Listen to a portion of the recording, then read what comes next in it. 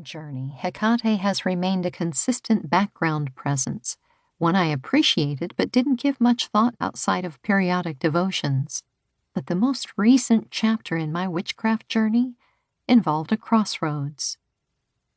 Let me take a step back. A couple of years after I raised that glass of wine to the moon, I moved to New York City for a theater career, but also to pursue my new spirituality. It was difficult to explore the newly found witchy part of myself in a community that knew me as Catholic Courtney. In New York, I was taken at my word. If I said I was a witch, no one smirked. In an enormous, busy city, I could proudly flaunt my pentacle necklace. Few people seemed to care, and those who did genuinely appreciated that part of me. It didn't take me long to find many like-minded people. Within a few years, I was running one of the largest witchcraft communities in the tri-state area. I was enthralled. Not only was I able to be the person I'd wanted to be, but also I had created the spiritual community I'd once hoped to find. Witchcraft blessed my life immensely.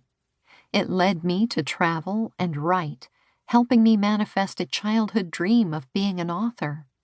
It also led me to meet the love of my life, who is himself a witch. Witchcraft gave meaning and agency to my life in a way that the religion of my youth never had.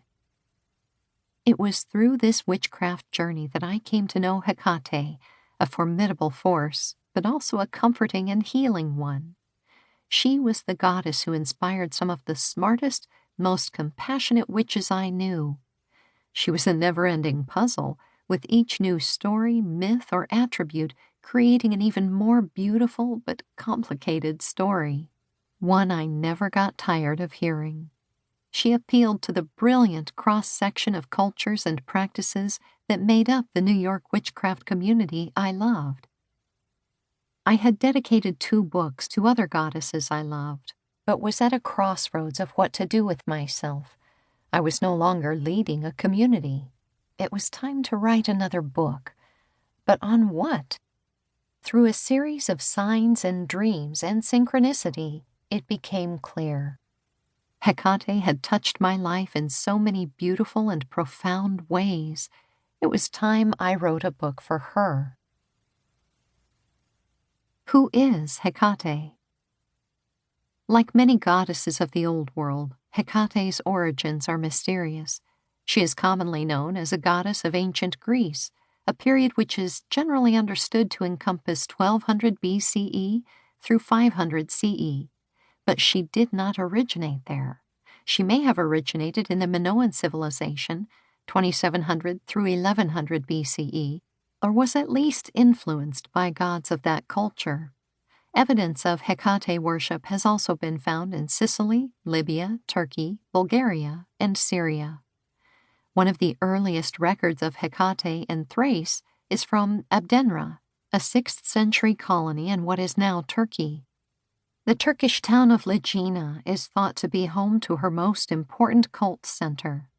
In ancient Rome, 800 BCE to roughly 500 CE, she was given many complimentary titles, including Savior, Greatest, and Most Manifest.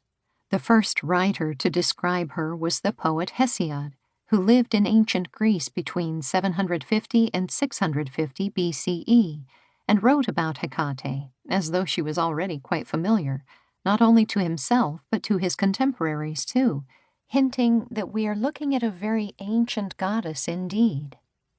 Hekate is described in the myths as being older than the other gods, and sometimes as coming from an unspecified, faraway place. Hekate owns a shifting but ever-present role among the Greek gods. She is believed to have been worshipped among the oldest of the gods of Olympus, and was even considered an equal to the Olympian king Zeus.